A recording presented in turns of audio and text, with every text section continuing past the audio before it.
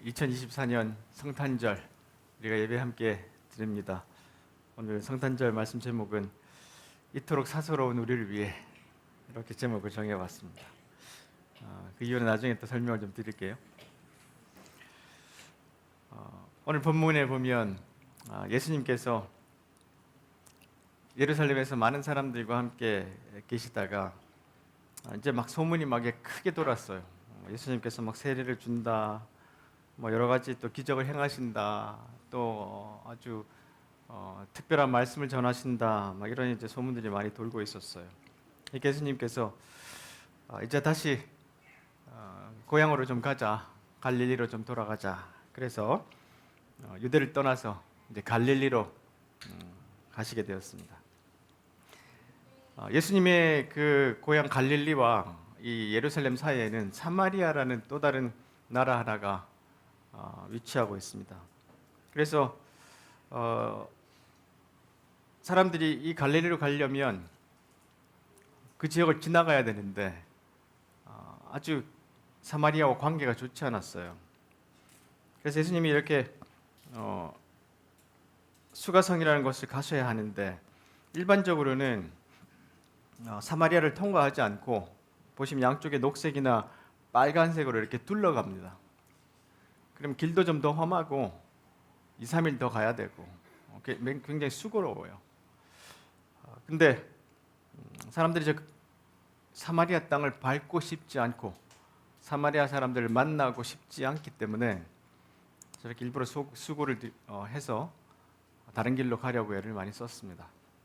대부분의 여행자들은 저렇게 다녔어요. 그런데 예수님께서는 아마 의도적으로 이 길을 택하신 것 같아요. 그리고 이 본문을 자세히 읽어보면 예수님의 의도는 저 여인을 만나기 위해서 저 길을 택하셨다, 그런 생각이 좀 들기도 합니다.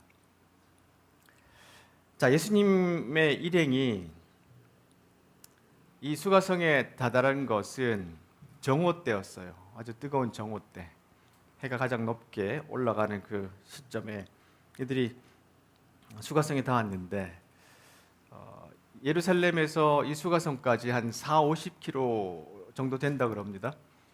그러니까 이때는 뭐 걸어 가셨기 때문에 예수님도 많은 사역 후에 많이 심신이 피곤하셨던 것 같아요. 그리고 이제 허기도 지셨고 그래서 제자들이 음식을 좀 구하러 갔는데 왜 이렇게 모두 다 갔나 하면 이 사마리아 사람들이 음식을 먹지 않았어요. 그러니까 이 사람들이 다 흩어져서 지금 음식 구하느라 그렇게 열심히 또 다니고 있을 때였던 것 같아요. 그래서 예수님 홀로 앉아 계셨어요.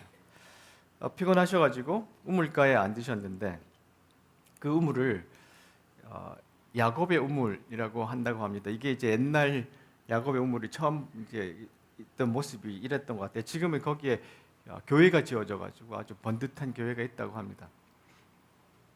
이 야곱의 우물은 이제 야곱이 요셉에게 줬던 땅 안에 있습니다. 여기에 요셉의 무덤도 여기에 있습니다.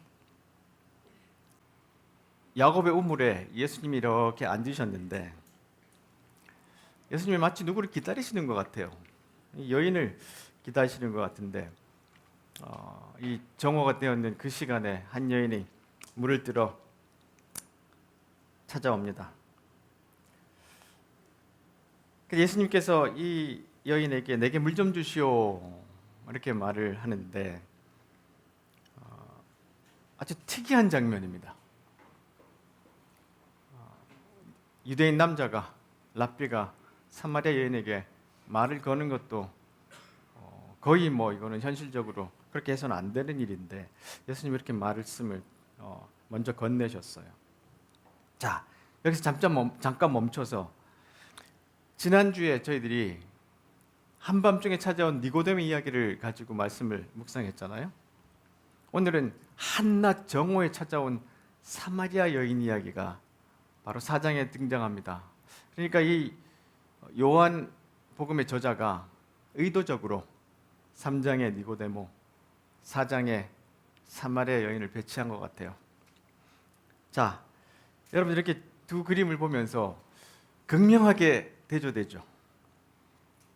뭐가 대조가 되는지 한번 네, 생각나는 대로 한번 말씀해 보시겠어요? 뭐가 가장 눈에 띕니까? 네? 크게. 밤과 낮. 좋습니다. 이 요한복음에서는 밤과 낮이 중요한 의미를 갖고 있다고 그랬습니다. 그렇죠? 예수님이 빛으로 오셨는데 어둠인 세상이 그를 알지 못했다. 네, 또요. 신분. 어떤 신분의 차일까요?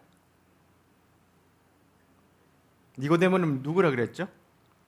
산헤드린의 공회원. 그렇죠? 아주 이스라엘 예루살렘에서 가장 높은 자리에 있었고요. 이 여인은 아마 특별한 뭐 자리를 차지하고 있지 않는 평범한 여인 같기도 합니다. 또요. 네. 남과 여 맞습니다. 이 당시에 남과 여자는 같이 남녀 7세 부동석. 남자 여자는 절대로 서로 이렇게 같이 안 있고 특별히 이렇게 두 사람만 만나서 이야기하는 것은 금기시되는 그런 시대였죠. 또 있습니까? 한번 상상해 보세요. 맞습니다. 이 니고데모는 밤중에 찾아왔고 이 사마리아 여인 예수님이 기다리셨어요. 그렇죠? 또 있나요? 느낌에 이 니고데모는 굉장히 교육을 많이 받은 학자. 아마 이 여자는 아마 거의 글을 알지 못할 정도로 그 당시에는 또 그런 이제 문화였기 때문에 그런 간극도 있지 않았나 싶어요. 인종적으로 니고데모는 유대인, 이 여인은 사마리아인입니다.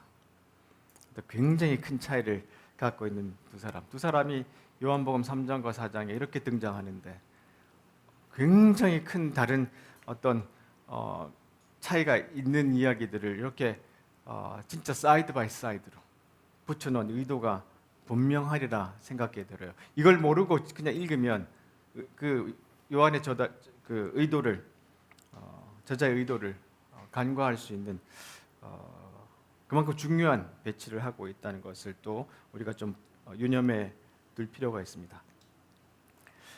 자, 예수님이 물 좀 달라 그러니까 이 여인이 이렇게 대답하죠.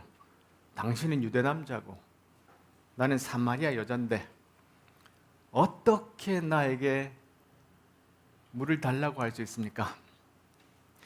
여러분, 여기서 우리가 또 잠깐 구약으로 눈길을 좀 돌리면 우물가는 항상 신부를 찾는 곳이었어요. 여러분, 리브가를 찾았던 곳이었고요. 그렇죠? 모세도 도망쳐서 광야로 들어갔다가 나중에 또 우물가에서 자기 아내를 만납니다. 이런 일들이 구약 안에 여러 그 은유로 남아 있어요. 그래서 오늘 이 장면은 마치 우리의 신랑 되신 예수님, 그 예수님에게 우리 모두가 이제 신부된다 이런 이제 비유로 우리 신약에 있잖아요. 마치 그런 이제 세팅을 또한 이 요한이 보여주기도 합니다. 자, 이런 이제 많은 의미가 지금 이 이야기 속에 담겨 있는데,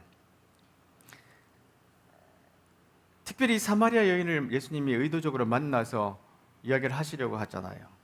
왜 예수님이 이런 일들을 의도적으로 하셨을까? 유대인과 사마리아인의 갈등에 대해서 우리가 좀 알 필요가 있습니다. 왜 이렇게 사마리아인들을 싫어했나? 챗 GPT에다 물어보니까 이거 정리 좀 해달라. 그래서 이제 또 다른 책 하나를 제가 주고 얘기를 좀 대화를 좀 하면서 정리를 좀 해봤어요. 첫 번째, 역사적 배경이 있는데 솔로몬이 죽고 난 뒤에 나라가 쪼개지잖아요. 10지파가 북이스라엘이 되고 2지파가 남유다로 남아요. 큰 분열을 가져왔어요. 그래서 북이스라엘, 이름도 이스라엘이니까 사실은 북쪽 10지파는 우리에게 정통성이 있어. 그래서 이스라엘의 이름을 그대로 가지기 원했어요. 야곱이 이스라엘이잖아요. 그래서 이 북이스라엘은 예루살렘 중심으로 일어났던 이런 성전 예배를 좀 벗어나서 독자적인 성전 제사 체계를 만들기 시작했어요. 그래서 수도를 사마리아로 정하고 예루살렘 성전에 대응하기 위해서 자체적인 거룩한 장소를 그리심산이라는 곳에서 세웠어요. 이렇게 이제 갈등이 시작됐습니다. 이 밑에 그 사진은 지금도 사마리아인들이 있습니다. 자, 이들은 자기들이 정통성 있다고 주장했던 사람들이에요. 자, 그런데 갈등이 왜 이렇게 심화됐나 하면 유대인들은 자기들은 순수혈통이다. 우리는 순수혈통. 우리 한민족이 뭐라 그랬죠? 뭐 우리 한 번도 외세에 뭐 이렇게 해서 백이민족 뭐 이런 이야기 이들 있잖아요. 이 사람들도 이런 이제 자부심이 강했어요. 우리는 순수혈통이다. 왜냐하면 이 사마리아인들은 그렇지 않다고 믿었기 때문에 그래요. 사마리아인들은 그래도 우리는 아브라함, 이삭, 야곱 전통을 잇는 사람들이다라고 강력히 주장했죠. 자, 근데 이제 북이스라엘이 망하는 그런 큰 전쟁이 일어났어요. 기원전 721년에 아시리아가 이스라엘을 망하게 한 다음에 주민들을 추방하고 이방인들을 거기 다 보냈어요. 그러니까 거기에 혼혈이 생겼습니다. 자, 이때 남유다와 아시리아가 손을 잡았어요. 그러니까 자기 동족인데도 북쪽에 있는 아시리아와 남유대가 손을 잡고 자기 동족 10지파를 망하게 만든 거예요. 그래서 아시리아가 이 사람들을 이제 노예로 데려가고 그 자리에 이방인들을 보내놨는데 그러다 보니까 이제 혼혈이 생겼죠. 그래서 이제 유대인들이 말하는 것은 너희들 혼혈이잖아. 우리는 순수혈통인데 이렇게 이제 서로 혐오가 시작된 거예요. 자, 그리고 난 다음에 이제 그들이 이제 이방인 민족들이 들어오면서 다른 종교들이 좀 들어왔겠죠. 그러다 보니까 종교도 부정하게 여겼어요. 그래서 계속해서 이제 유대인들은 너희들은 타락한 그리고 혼혈이야 이렇게 혐오를 가져왔고요. 사마리아인들도 그들을 점점 싫어하게 됐습니다. 결정적인 계기가 하나 있는데요. 사마리아인들도 계속 핍박받다가 예루살렘 성전을 더럽혔어요. 여기다가 사람 뼈를 그냥 집어넣고 돼지 뼈를 던져버렸어요. 이건 어마어마한 모독이었거든요. 그러니까 이제 이것 때문에 수많은 사람이 죽기도 했고 이후에도 더 심한 서로의 혐오, 전쟁, 싸움들이 계속해서 곳곳에서 일어났어요. 신학적으로도 문화적으로도 굉장히 달랐고요. 그러니까 이런 상황에서 서로 이제 아주 가까웠어요. 아까 보니 40-50km밖에 안 된다 그랬잖아요. 수도가 서로. 이런 관계 속에서 살다 보니 서로들 굉장히 불편한 존재로 살아갈 수밖에 없었고 특별히 유대인들, 특히 바리새인들은 사마리아인들을 끔찍하게 싫어하는 그런 관계로 계속해서 살아왔어요. 그런데 이 상황 속에서 예수님이 의도적으로 이 수가성의 여인을 만나러 가신 거예요. 그리고 먼저 말을 하셨어요. 내게 물을 좀 주세요. 이런 의미로 사실 이 요한복음 4장도 큰 우리에게 주는 교훈들이 담겨 있는 말씀입니다. 자, 사람을 안다는 것에서 데이비드 브룩스가 이런 이야기를 해요. 서서히 비인간화되는 이 시대에 나는 사회적 기술에 사로잡혔다. 그게 뭐냐면 다른 사람을 배려하고 이해하는 관계 기술 말이다. 지금 유대인들은 사마리아인들만 보면 막 그냥 혐오하고 막 그냥 그죠? 미워하고 또 어떤 형태로든지 좀 위해를 가하려고 하는 그런 관계인데 이게 점점 비인간화되는 우리 시대와 비슷하죠. 그래서 우리가 이들을 위해서도 성경에서 좀 배울 것은 서로를 이해하고 관계하는 기술들을 좀 배워야 되는데 우리가 일상의 미세한 상호작용 속에서 서로를 얼마나 잘 대하느냐에 따라서 삶의 질이 크게 좌우된다고 믿는다. 이 다양한 기술은 단 하나의 기본을 바탕으로 하는데 그것이 뭐냐면 다른 사람이 지금 겪고 있는 것을 이해하는 능력이다. 이 사마리아 여인이 겪고 있는 이 어려움들을 이해하는 능력. 이게 우리에게 필요하다. 다른 사람을 깊이 바라봄으로써 그 사람이 누군가가 자신을 바라보고 있음을 느끼게 하는 능력. 지금 이 정오에 다른 사람들 피해서 우물가에 찾아온 이 사마리아 여인을 예수님이 깊이 바라보면서 아, 누군가가 나를 바라봐 주는구나. 그분이 누군가, 우리 메시아구나. 누군가를 정확하게 알므로써 그 사람이 자신을 소중한 존재라고 느끼게 만드는 것. 그것은 더 나은 사람이 되는 일에 가장 중요한 조건이며 당신이 다른 사람에게 또한 당신 자신에게 주는 궁극적인 선물이다. 예수님이 그 여인을 깊이 바라봐 줬어요. 사마리아 여인이든지 상관없이 그 여인의 지금 어떤 처해져 있는 어떤 도덕적인 윤리적인 상황에 상관없이 그 여인을 주목해주고 그 여인이 진짜 어떤 존재인지를 바라봐줬어요. 예수님 이것을 가르쳐주기 위해서 일부러 수가성으로 가신 거예요. 예수님께서 이 여인에게 말씀을 나누니까 여인이 나중에 질문을 하나 합니다. 그것이 뭐냐면 당신 예언자 같은데 우리 조상들은 그리심산이라는 곳에서 계속 예배를 해왔고 당신들은 예루살렘에서 예배하잖아요. 우리는 굉장히 달라요. 차이가 커요. 그러니까 예수님께서 말씀하세요. 이 산도 아니고 예루살렘도 아니고 당신들이 진짜 참되게 예배하는 때가 오는데 그때가 지금 왔다. 예배하는 자는 장소에 매이는 것이 아니라 어떤 너희들이 만들어 놓은 어떤 예배 형식에 매이는 것이 아니라 어떤 종교에 매이는 것이 아니라 신령과 진정으로 예배해야 된다. 이렇게 말씀하세요.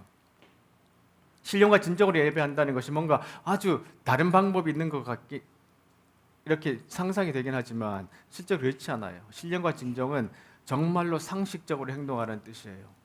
가장 우리 마음의 본질적인 것으로 먼저 들어가라는 겁니다. 너희들이 만들어 놓은 저 전통과 저 역사와 서로 미워하는 모든 것들 다 치워놓고 정말로 주님이 만드신 우리 신령한 이 안에 있는 보배로운 마음으로 정말로 진실되게 나아가 하나님을 만나라.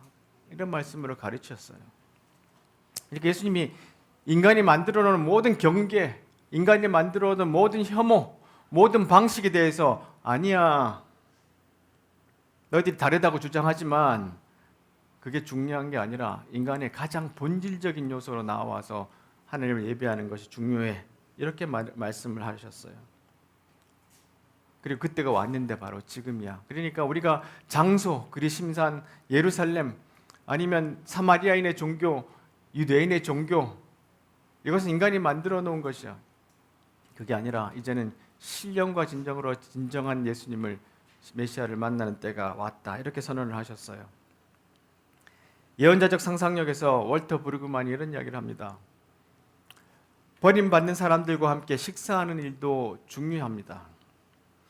내부인과 외부인을 가르는 구분이 무너지고 백지화 되었다고 선언하는 것은 훨씬 더 근원적인 일입니다. 이 말씀이 뭐냐? 보세요.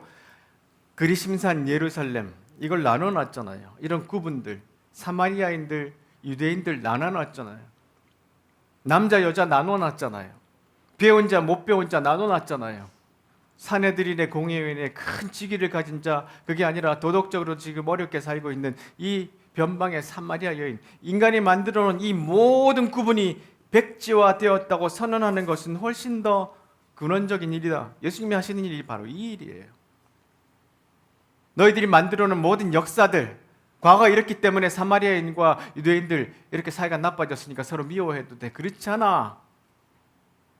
네가 아무리 사내들인 공회원이고 바리새인이고 윤리적으로 완벽한 삶을 산다고 껍질로 그렇게 포장하고 있더라도 아니야. 우리는 모두 똑같은 인간이야. 우리는 구원이 필요해. 그 말씀 우리에게 말씀하고 있어요. 그래서 이런 것이 모두 백지화되었다고 선언하는 일들을 지금 예수님이 바로 이곳에서 하고 있는 거예요. 신령과 진정으로 만나라. 치유하고 죄를 용서하는 일도 같이 있지만 사람들을 병자와 죄인으로 만드는 조건이 더 이상 통할 수 없게 되었다고 선언하는 일은 더 큰 일이다. 사람들을 다치고 아니면 죄책감 있는 사람들을 고쳐주고 용서하는 일도 큰 일이에요. 근데 그보다 더 큰 일은 그들을 그렇게 만들고 있는 사회적인 시스템 이것이 더 이상 통할 수 없게 됐다는 것을 선언하는 일. 주님이 오셔서 이제 새로운 시대가 왔다는 것을 알려주는 일이 더 큰 일이다. 행동과 마찬가지로 가르침도 부수고 열고 초대하는 일을 한다. 가르침은 막혀버린 미래를 열어주고 불가능하다고 판정된 일이 가능함을 알려준다. 예수님이 지금 이 사마리아 여인과 만나서 하시는 일이 바로 이런 일이에요. 지금 있는 상황을 고쳐주는 것도 중요하지만 이 모든 구분이 백제화되고 니고데모와 사마리아 여인과 나누는 이 수많은 세상의 딱지들 소용없는 것이라고 이야기하고 있는 것. 이것이 바로 또한 성탄의 메시지이기도 합니다. 마사 누스바움이라는 사람이 철학가가 타인에 대한 연민에서 이런 이야기를 해요. 이렇듯 감정은요 타고나는 것이 아니라 사회적 맥락과 규범에 의해 다양한 방식으로 형성된다. 보셨죠? 역사를 쭉 보니까 사마리아인들과 유대인들이 싸우게 된 이 역사를 쭉 보셨잖아요. 그러니까 이것이 사회적과 맥락과 규범에 의해서 우리에게 이렇게 형성되어 왔던 거예요. 원래 있던 게 아니에요. 우리가 정치적 감정을 직접 만들어갈 여지가 크다는 좋은 소식이다. 왜냐하면 이거 그렇게 만들어져 왔기 때문에 다른 말로 한다면, 다른 방식으로 한다면 우리는 더 좋은 것을 만들어갈 수 있다. 그런데 게으르고 호기심 없는 사람들에게 이게 나쁜 소식이다. 뭐냐면 있는 거 그냥 그대로 받아들이는 사람, 이 사람들에게는 오히려 이런 소식이 굿뉴스가 아니고 배드뉴스라는 거예요. 두려움, 징후, 분노, 혐오, 희망 그리고 사랑의 본성에 대해 질문하고 그러한 감정이 민주주의적 열망을 약화시키거나 차단하기보다는 뒷받침할 수 있도록 견인하는 방법을 고민해야 한다. 그것이 뭐냐면 우리가 계속해서 지금 이 사마리아인들과 유대인들이 싸우는 장면을 보고 있는데 서로 굳어져 버렸어요. 그러니까 항상 서로 싸웠어요. 길도 같이 안 가고 밥도 같이 안 먹었어요. 근데 예수님이 오셔서 우리는 어떻게 합니까? 이거 구분이 없어졌다. 백지화됐다. 그러니까 우리가 좀 더 열심히 어떻게 하면 더 주님이 가르치신 것들을 이 세상에 잘 스며들게 할 수 있을까? 이것을 고민해야 된다는 겁니다. 자주 제가 말씀드리지만 교회가 시작되었을 때 아무런 구분이 없었어요. 그렇죠? 한상에 남녀, 어른과 아이, 주인과 노예, 유대인과 그리스인 이런 사람들이 다 같이 밥 먹을 수 있는 첫 번째 공동체가 교회였다는 거예요. 예수님 안에서는 헬라인도 없고 유대인도 없고 가진 자도 없고 배운 자도 없고 다 같다고 말씀하셨어요. 그렇기 때문에 우리가 여기에 다 같이 함께 모여 예배하고 있는 것입니다. 예수님께서 오히려 이런 이야기를 하셔요. 물을 달라고 그랬다가 사실 내가 누군지 알았다라면 당신은 내가 주는 영원한 생수 그것을 구했을 것이다. 이렇게 말씀하세요. 생명의 물을 주었을 것이다. 그러니까 여인이 무슨 말인지 잘 이해를 못해요. 당신은 물을 기를 도구도 없고 이 우물은 매우 깊은데 어디서 생명의 물을 구합니까? 지금 예수님이 하시는 말씀을 전혀 이해 못하고 있어요. 당신 우리 조상 야곱보다 더 큰 분입니까? 이렇게 질문하니까 예수님이 말씀하세요. 이 물을 마시는 사람은 다시 목마를 겁니다. 그러나 내가 주는 물을 마시는 사람은 누가 되었든 간에 영원히 목마르지 않을 것입니다. 내가 주는 물은 그 사람 안에 속에서 계속 솟아나 영원한 생명을 가져다주는 우물이 될 것입니다. 여기서 영생의 물이 뭐냐면 원래 원어의 뜻은 고여있지 않은 흐르는 물 이런 뜻이에요. 그러니까 그동안 고여있던 세상, 이 사마리아와 유대의 그 오래된 역사 때문에 고여있던 그런 암울한 시대 상황들, 여기에 성령이 들어가서 새로운 길들을 여신다는 거예요. 생명을 준다는 겁니다. 그러니까 그냥 물을 마셔도 목이 마르겠지만 영원한 생명을 주는 성령의 물이 이 모든 갇힌 것, 막힌 것, 경계를 두른 것, 이것을 새롭게 하고 그 안에 죽어 있는 곳에 새로운 생명을 줄 것이다. 이렇게 말씀을 하고 있습니다. 자, 요한복음 7장에 보시면 바로 이야기가 또 나오죠. 누구든지 목마르거든 내게 와서 마셔라. 나를 믿는 사람은 성경이 말한 대로 그 배에서 생수의 강이 흘러날 것이다. 고여있고 썩는 것이 아니라 이 생수의 강이 계속 흘러나오면서 생명이 넘칠 것인데 그것이 뭐를 말하느냐 하면 바로 성령을 이야기한다. 그 성령이 예수님이 오시도록 이렇게 하셨잖아요. 그렇죠? 마리아를 통해서 예수님을 갖게 하시고 성령을 통해서 새 일을 행하셨어요. 이 생수의 강이 우리에게서 흘러나오는 것, 이것이 우리 성탄의 또한 귀한 메시지이기도 합니다. 월터 브루그만이 대림절 묵상집에서 이런 이야기를 해요. 그래요. 이 모든 것을 성령께서 행하셨어요. 새로운 일을 일으키셨습니다. 치유의 바람, 변화의 바람, 창조의 바람이 우리 가운데서 모든 것을 변화시킬 아기를 태어나게 하셨어요. 그런데요, 성탄절의 선물이 우리가 생각하는 것과는 달라요. 정반대예요. 이 세상은 구원받지 못할 것 같은데 여기에 구원자란 이름을 가진 예수님이 아기로 태어나셨어요. 이 세상과 우리는 버림받은 것만 같은데 하나님이 함께 하신다는 이름을 가진 임마누엘이라는 아기가 태어났어요. 준비하십시오. 하나님의 선물이 여러분의 상식을 뒤엎으실 것입니다. 천사가 이야기하는 새로운 약속을 붙들고 편히 쉬십시오. 여러분은 안전해질 것이며 온전해질 것이며 넉넉해질 것입니다. 성탄의 메시지를 보면 우리가 이렇게 지금 혼란스럽고 이렇게 말도 안 되는 상황 속에 있는데 구원자라니, 하나님 우리와 함께 하신다니. 근데 우리가 2000년이 지난 이후에도 우리가 계속 볼 수 있지만 계속해서 하나님의 성령을 통해서 그 일을 행하고 있습니다. 우리는 계속해서 주님의 은혜로 안전해질 것이고 온전해질 것이고 넉넉해질 것입니다. 이 성탄절의 메시지를 우리는 또한 기억해야 됩니다. 그런데 우리가 지금까지 51주 동안 계속해서 설교를 들어왔잖아요. 그렇죠?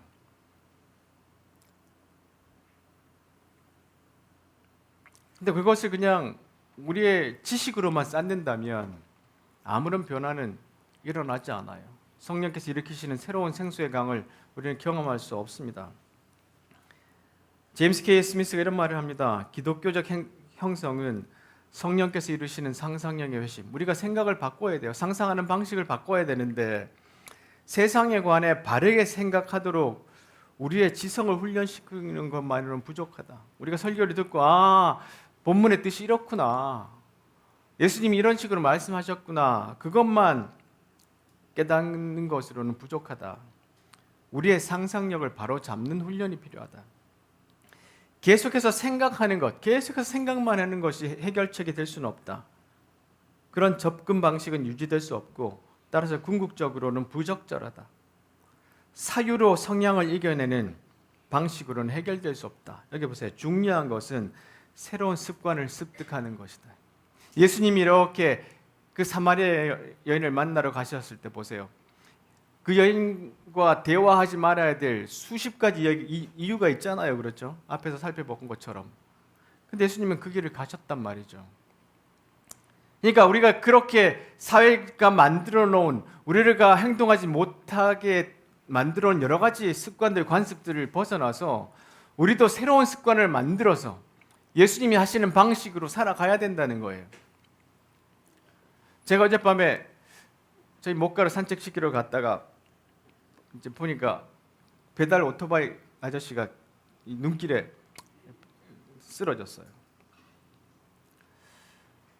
그래서 제가 다가가서 한참 그때 제가 이제 강아지 끌고 가면서 무슨 말씀을 묵상하고 있었는데 이 사마리아인의 말씀 계속 묵상하고 다니고 있었거든요.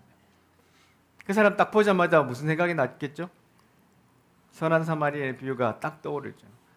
제가 그냥 홀로 집에 갈 수 있습니까? 못 가요. 다가가서 괜찮으십니까? 도와드릴까요? 어디 다친 데 없으세요? 전화해 드릴까요? 오토바이 세워드릴까요? 그 2주 전에는 저희 이제 앞동 앞에 어떤 사람이 술을 먹고 떡이 돼서 길바닥에서 그 추운데 누워 있어요. 그냥 지나갈 수 있습니까? 세워가지고 집까지 데려다 주는데 보니까 두 동 앞이에요. 물어서 데려갔는데 서지도 못해요. 다리가 거의 고무예요. 거의 그냥 지다시피 해서 집에다 데려다 줬는데요. 가다가 이렇게 구두가 벗겨졌어요. 보니까 명품 구두예요. 안에 보니까. 그러니까 갑자기 일어나더니 구두는 신고 가요. 이게 속은 거 아닌가 이런 생각이 들기도 하고. 자, 이런 일들이 우리 속에 있을 때 우리 안에 이런 말씀이 떠올라야 돼요. 그냥 스쳐 지나가 버리는 게 아니라, 이건 한두 가지 예지만, 혹시 제가 이제 스포일러가 될지 모르겠지만 이 영화는 여러분 꼭 보시기 바랍니다. 오늘 책 제목을 여기서 따왔는데, 설교 제목을 이처럼 사소한 것들이라는 영화가 최근에 나왔어요. 제가 이 책을 참 감명 깊게 읽었는데 제가 이 분의 소설이 나오면 꼭 사서 읽습니다. 클레이 키건이라고 아일랜드의 한강입니다. 이분도 인간의 아주 잠재되어 있는 폭력들을 끄집어내서 바라보게 하고 인간의 정말 소중한 본질이 뭔지를 알려주는 그런 책인데 아주 잔잔하게 그려주고 있어요. 벌써 영화가 2번째인데 하나는 맡겨진 소녀 이런 영화도 있습니다. 특히 여기에는 오펜하이머에서 주연했던 이분 이름 혹시 아세요? 머피라는 킬리안 머피라는 주인공인데 이분이 책을 읽자마자 이거 영화하자 그랬대요. 여기 주인공으로 나오는 폴롱이라는 사람인데 이 사람이 이제 석탄 가게를 운영합니다. 그러니까 풍족하지 않아요. 직접 저렇게 석탄을 퍼가지고 동네에 정말 오래된 추력에다가 싣고 다니는데 원래 이 소설의 배경은 아일랜드의 마그달렌이라는 세탁소 그 수녀들이 운영하는 세탁소의 배경입니다. 여기서 어마어마한 학대가 일어났어요. 많은 아이들이 죽었고요. 수많은 사람들이 여기서 갇혀가지고 고통을 받았던 그런 장소였어요. 1993년에 가톨릭 교회가 그때 겨우 사과를 했던 아주 악명 높았던 그 세탁소를 배경으로 하고 있습니다. 이 사람은 이제 자기 딸이 5인데 먹여 살리려고 엄청나게 열심히 일을 해요. 근데 불행한 과거를 가졌거든요. 근데 이렇게 그 석탄을 배달하는데 석탄을 배달하는 장소 중에 하나가 그 마그달렌 세탁소예요. 거기에 이제 석탄을 배달하러 갔다가 한 소녀를 만납니다. 세라라는 소녀를 만났는데 엄마 이름과 똑같아요. 근데 연이 제발 나를 데려가 나가달라고 간곡하게 원합니다. 근데 그렇게 해줄 수가 없어요. 왜냐하면 이 수녀가 이 동네에 어마어마한 권력을 쥐고 있습니다. 돈도 많았고 이 세탁소가 학교도 운영하고 있어서 자기 아이들이 이 학교를 가고 있어요. 그리고 하는 말이 만약 입이라도 뻥끗하면 너 이제 배달선을 바꿔버리겠다. 협박을 합니다. 그래서 집으로 돌아오니까 아내가 우리가 먹여 살려야 될 아이야. 아이들이 많아. 그리고 거기 있는 여자애들은 우리 애들이 아니잖아. 그리고 만약에 당신이 뭐라도 행동하려고 그러면 온 동네가 당신을 원망하고 손가락질할 거야. 그러니까 입 다물고 그냥 지나가자. 잠이 안 옵니다. 계속 잠이 안 와요. 그러다가 크리스마스 성탄 전날, 이브 날 아내가 늘 지나가면서 저 구두 갖고 싶었다고 했던 곳이 있어요. 거기서 이제 사이즈를 주문했고 찾아가지고 가다가 발길이 다시 저 세탁소 마그달렌 세탁소로 갑니다. 가보니까 아니나 다를까 석탄 창고에 이 여자애가 또 갇혀 있어요. 네, 위험을 무릅쓰고 데리고 나옵니다. 온 동네 사람들이 쳐다봐요. 앞으로 이제 자기의 이 석탄 배달 일이 망할 수도 있습니다. 근데 폴롱은 이런 생각을 합니다. 이제 거의 다 왔어. 조금만 가면 집이야. 2 사람은 계속 걸었고 폴롱이 알거나 모르는 사람들을 더 마주쳤다. 문득 서로 돕지 않는다면 삶에 무슨 의미가 있나 하는 생각이 들었다. 그 나날을 수십 년을 평생을 단 한 번도 세상에 맞설 용기를 내보지 않고도 스스로를 기독교인이라고 부르고 거울 앞에서 자기 모습을 마주할 수 있나 이 생각이 들었어요. 앞으로 큰 어려움이 자기에게 올 수 있지만 자기의 이 죄책감 그것은 짐을 안 지고 살 수 있잖아요. 이게 그의 양심이었어요. 성탄 전날 이 사소한 여인 소녀 하나를 무시하고 갈 수 있지만 그럴 수 없었어요. 우리나라에도 그런 이야기가 있죠. 한강에 소년이 온다는 책에도 보면 그 무서운 상황인데도 왜 이렇게 사람들이 모였나. 이번에도 독재 그 계엄이 있을 때 사람들이 총구를 막 붙들고 장갑차를 앞에 막 손으로 막고 그랬잖아요. 어떻게 이런 일이 일어날 수 있나? 이런 용기가 어디서 나오나? 소년이 온다에서 한 챕터를 보면 군인들이 압도적으로 강하다는 걸 모르지 않습니다. 다만 이상한 건 그들의 힘만큼이나 강렬한 무엇인가가 나를 압도하고 있었다는 것입니다. 양심, 그래요, 양심. 세상에서 제일 무서운 게 그겁니다. 군인들이 쏘아 죽인 사람들의 시신을 리어카에 실어 앞세우고 수십만의 사람들과 함께 총구 앞에 섰던 날 느닷없이 발견한 내 안에 깨끗한 무엇에 나는 놀랐습니다. 더 이상 두렵지 않다는 느낌, 지금 죽어도 좋다는 느낌, 수십만 사람들의 피가 모여 거대한 혈관을 이룬 것 같았던 생생한 느낌을 기억합니다.